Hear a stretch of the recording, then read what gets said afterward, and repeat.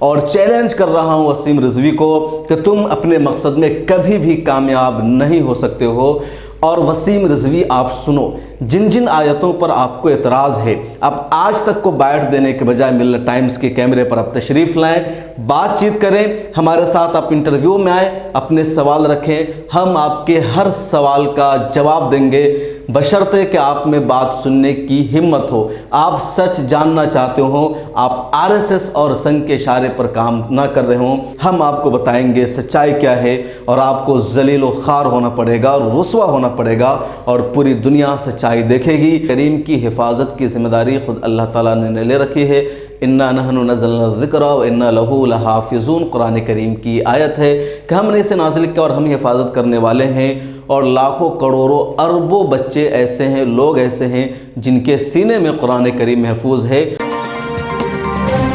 السلام علیکم ورحمۃ اللہ، میں ہوں شمس تبریز قاسمی اور آپ دیکھ رہے ہیں ملت ٹائمز۔ سوشل میڈیا پر ایک ویڈیو وائرل ہو رہی ہے جس نے ہندوستان سمیت دنیا بھر کے مسلمانوں کو پریشان کر دیا ہے، بے چین کر دیا ہے، بڑی تعداد میں لوگ اسے فارورڈ کر رہے ہیں، یہ بھی کہہ رہے ہیں کہ اس کا حل کیا ہے، ایسا کرنے والے کو سبق کیسے سکھایا جائے۔ خود میرے پاس 100 سے زیادہ لوگوں نے پرسنلی اس ویڈیو کو بھیجا ہے، ملت ٹائمز کے آفیشیل نمبر پر لگاتار یہ ویڈیو سینڈ کیا جا رہا ہے۔ میرا ماننا ہے کہ کسی کو اس معاملے میں پریشان ہونے کی اور گھبرانے کی ضرورت نہیں ہے، کیونکہ تاریخ گواہ ہے جس نے بھی قرآن کریم کی شان میں گستاخی کی ہے، اللہ تعالیٰ کے کلام کو لے کر ذرہ برابر الٹی سیدھی حرکتیں کی ہے، اس پر کسی طرح کا کوئی الزام لگایا ہے، اس کا انجام اسی دنیا میں عبرتناک اور بھیانک ہوا ہے، اور کل قیامت کے دن میدان محشر میں اس کا انجام بھیانک ہونا بالکل ہی یقینی ہے۔ اور قرآن کریم کی جہاں تک حفاظت کا معاملہ ہے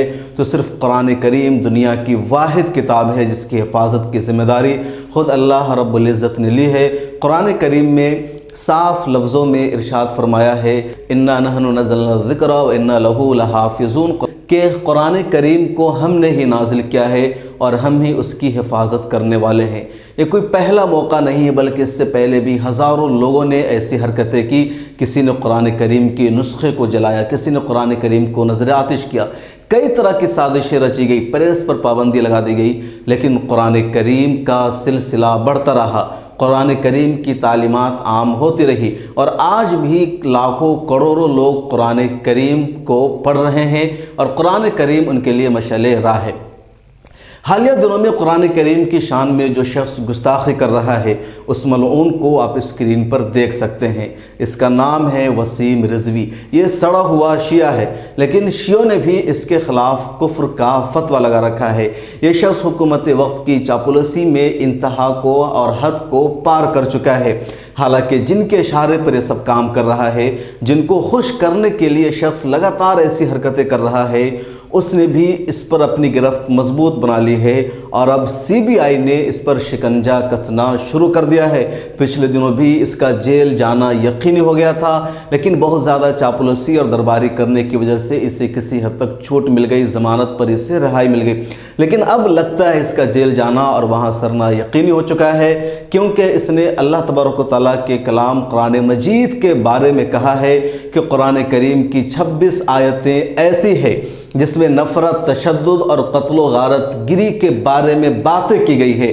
اور اسے مسلمان پڑھ کر کے آتنکوادی ہوتے ہیں، دہشت گرد بنتے ہیں، اس کو نکالنا ضروری ہے۔ اس شخص نے یہیں تک رکنے کا کام نہیں کیا، بلکہ سپریم کورٹ آف انڈیا میں اس نے PIL داخل کی ہے، اور PIL داخل کر کے کہا ہے کہ قرآن کریم کی 26 آیتیں ہیں جن کو یہاں سے نکالنا ضروری ہے۔ اس کے بعد آج تک کو اس نے ایک انٹرویو دیا، بائٹ دیا، اور اس میں بتایا کہ ہم نے کیوں PIL داخل کیا ہے اور کیوں قرآن کریم کی ان 26 آیتوں کا نکالنا ضروری ہے۔ ذرا سا یہاں پر آپ آج تک سے جو اس نے بات چیت کی ہے اس کو سنیے۔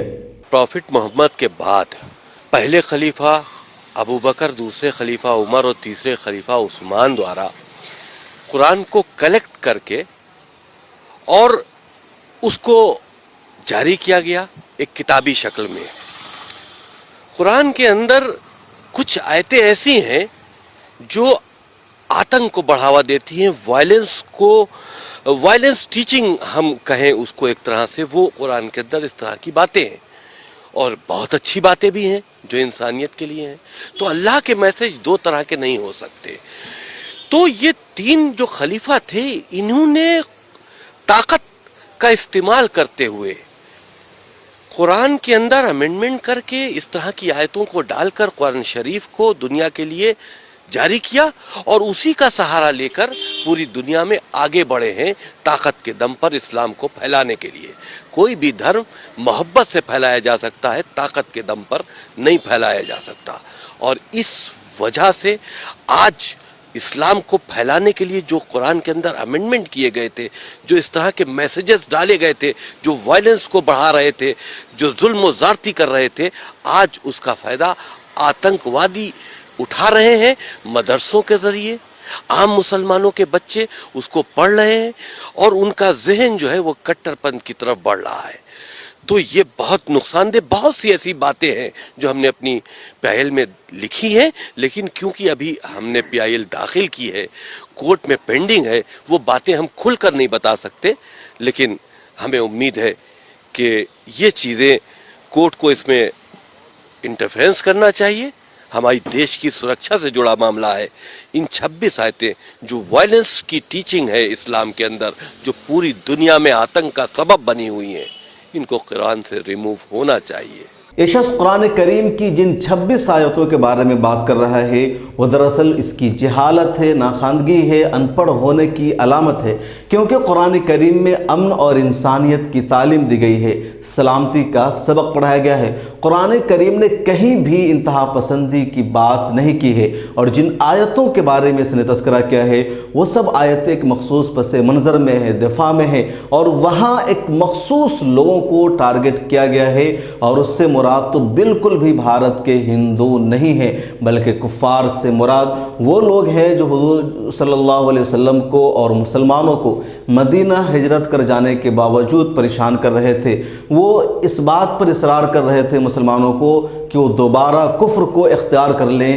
اسلام سے اپنا رشتہ ختم کر لیں. اس موقع پر اللہ تبارک و تعالیٰ نے کہا کہ ایسے کفار جو مدینہ ہجرت کر جانے کے باوجود چین اور سکون سے نہیں بیٹھے ہیں، وہاں یعنی مکہ کو مسلمانوں نے چھوڑ دیا تھا. حضور پاک صلی اللہ علیہ وسلم نے مکہ سے مدینہ کی جانب ہجرت کی، اس کے باوجود مدینہ پر کفار مکہ اور دیگر دشمن الغار کر رہے تھے. اس پس منظر میں اس طرح کی آیتیں نازل ہوئی اور کہا گیا کہ ایسے لوگ جو مدینہ آپ کے ہجرت کر جانے کے باوجود خاموش نہیں بیٹھے ہیں، چھپ چھپ کر حملہ کر رہے ہیں، شب خون مار رہے ہیں، ایسے لوگوں سے کا دفاع کیجئے اور آپ یعنی مسلمان بھی ان کو قتل کریں. اس موقع کی آیت ہے جس کو غلط معنی دیا جا رہا ہے اور الٹے سیدھے اس کے معنی مطالب نکال کر اسلام کو اور قرآن کریم کو بدنام کرنے کی کوشش کی جا رہی ہے.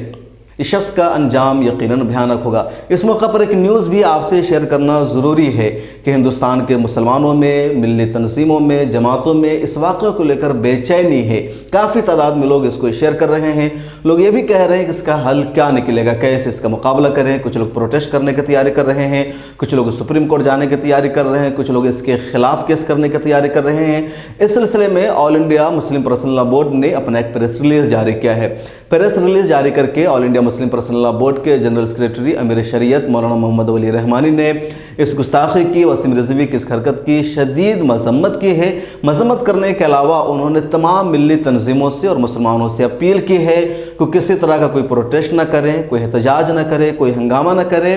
اور کہا ہے کہ All India Muslim Personal Law Board اس معاملے کو سپریم کورٹ میں دیکھے گا اور سپریم کورٹ کی طرف سے اگر نوٹس آتا ہے مسلم پرسنل لاء بورڈ کے کسی بھی تنظیم کو تو All India Muslim Personal Law Board اس میں فریق بن کر کے تمام معاملوں کا جواب دے گا. قانون دانوں کی، ماہرین شریعت کی کمیٹی بھی تشکیل دی گئی ہے اور لوگ اس پر غور و خوض کر رہے ہیں. اس لیے مسلم پرسنل لاء بورڈ اس ذمہ داری کو بخوبی نبھائے گا. دوسرے لوگوں کو اس معاملے میں پڑھنے کی ضرورت نہیں ہے، نہ ہی کسی طرح کا احتجاج کیا جائے. ایک اور بات جو اہم ہے، جو میں اکثر کہتا ہوں کہ جب اس طرح کی حرکتیں کوئی کرے، کوئی اس طرح دریدہ دہنی پر اتر جائے تو ویسے موقع پر ہمیں ریئیکشن کرنے کے بجائے، کوئی رد عمل دینے کے بجائے خاموشی کا مظاہرہ کرنا چاہیے اور ایسے لوگوں کو اگنور کرنا چاہیے. اور قرآن کریم کی حفاظت کی ذمہ داری خود اللہ تعالیٰ نے لے رکھی ہے. اِنَّا نَحْنُ نَزَّلْنَا الذِّكْرَ وَإِنَّا لَهُ لَحَافِظُونَ. قرآن کریم کی آیت ہے کہ ہم نے اسے نازل کیا اور ہم ہی حفاظت کرنے والے ہیں. اور لاکھوں کروڑوں اربوں بچے ایسے ہیں، لوگ ایسے ہیں جن کے سینے میں قرآن کریم محفوظ ہے۔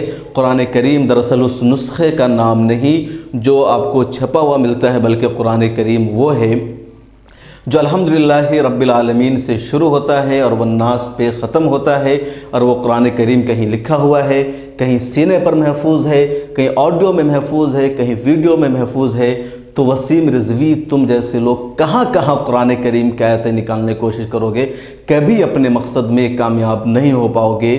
تم نہ تو جہاں لکھا ہوا ہے نسخہ ہے وہاں سے نکالنے میں کامیاب نہیں ہو پاؤ گے، اور نہ ہی تم ان سینوں سے نکالنے میں کامیاب ہو پاؤ گے جن کے سینے نے قرآن کریم کو محفوظ رکھا ہے۔ جب ہندوستان میں انگریزوں کی حکومت تھی اور مسلمان آزادی کی جنگ لڑ رہے تھے، تو انگریزوں نے ریسرچ کیا کہ مسلمانوں کو آزادی کا یہ جذبہ کہاں سے مل رہا ہے، کہاں سے مسلمان کم ہونے کے باوجود ہم پر غالب آ جا رہے ہیں اور ہندوستان میں ہمارا جینا دوبر کر دیا ہے۔ تو ان کو لگا کہ قرآن کریم ہے جہاں سے انہیں حوصلہ مل رہا ہے کہ ایسی دشمن حکومت کے خلاف جنگ لڑو جنہوں نے زبردستی قبضہ کر رکھا ہو، جنہوں نے عوام کی آزادی ختم کر دی ہو، تو انہوں نے قرآن کریم کو جلانا شروع کر دیا۔ اس موقع پر مفکرین نے، علماء نے کہا کہ تم قرآن کریم کے نسخے جلا سکتے ہو، لیکن ان لاکھوں کروڑوں حفاظ کرام کا کیا کرو گے جن کے سینے میں قرآن کریم محفوظ ہے؟ الحمدللہ یہ فخر کی بات ہے میرے لیے کہ میں بھی ان لوگوں میں سے ایک ہوں جن کے سینے میں قرآن کریم محفوظ ہے، یعنی میں الحمدللہ حافظ قرآن ہوں، اور چیلنج کر رہا ہوں وسیم رضوی کو کہ تم اپنے مقصد میں کبھی بھی کامیاب نہیں ہو سکتے ہو۔ اور وسیم رضوی آپ سنو، جن جن آیتوں پر آپ کو اعتراض ہے، اب آج تک کو بائٹ دینے کے بجائے ملت ٹائمز کے کیمرے پر آپ تشریف لائیں، بات چیت کریں ہمارے ساتھ، آپ انٹرویو میں آئیں، اپنے سوال رکھیں، ہم آپ کے ہر سوال کا جواب دیں گے، بشرطے کہ آپ میں بات سننے کی ہمت ہو، آپ سچ جاننا چاہتے ہوں، آپ RSS اور سنگ کے اشارے پر کام نہ کر رہے ہوں، لیکن مجبوری یہ ہے کہ آپ ہمارے چینل پر نہیں آئیں گے، آپ ہمیں انٹرویو دینے سے کترائیں گے، کیونکہ آپ کا راز فاش ہو جائے گا، آپ کی جہالت دنیا کو معلوم ہو جائے گی۔ اس لیے آپ صرف آج تک جیسے چینل کو چوز کرتے ہیں، پرسنلی ان کے ایک رپورٹر کو آپ سپریم کورٹ آف انڈیا کے باہر بلاتے ہیں اور ان سے کہتے ہیں کہ ہم نے PIL داخل کی ہے، یہ کیا ہے، اور آپ ہماری بائٹ لیجیے اور اس کو اپنے چینل پر چلائیے۔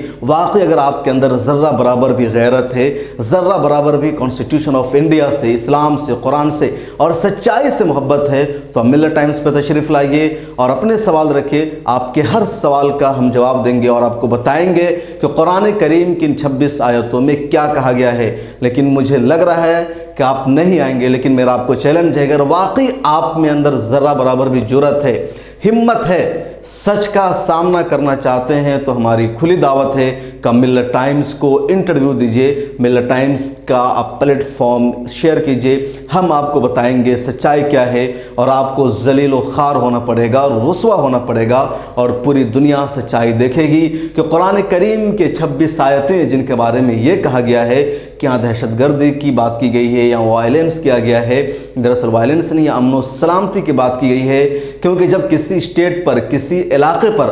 دشمن حملہ کرتے ہیں تو وہاں امن و سکون بگڑ جاتا ہے، لا اینڈ آرڈر خراب ہو جاتا ہے، اور ایسے موقع پر ضروری ہوتا ہے اس ریاست کے رہنے والوں کے لیے کہ وہ اپنا دفاع کریں، اپنا بچاؤ کریں، اور یہ بچاؤ کرنا، دفاع کرنا لا اینڈ آرڈر کا حصہ ہے، امن و سلامتی کا حصہ ہے، وائلنس نہیں ہے، دہشت گردی نہیں ہے، آتنکواد نہیں ہے۔ میرے ساتھ فی الحال اتنا ہی، آپ اس سلسلے میں کیا سوچتے ہیں، آپ کی کیا رائے ہے، کمنٹ سیکشن میں ضرور لکھیں۔ پھر ملاقات ہوگی اگلی کسی اور ویڈیو میں۔ اگر آپ ہمیں یوٹیوب پر دیکھ رہے ہیں تو سبسکرائب کریں،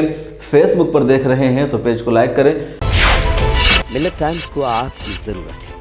ہماری آپ مالی مدد کریں، ہر مہینے صرف 100 روپے اور 1 سال کے لیے 1 سال صرف 1000 روپے۔ رقم بھیجنے کے لیے یہاں دیے گئے فون پے، گوگل پے اور پے TM نمبر کا استعمال کر سکتے ہیں۔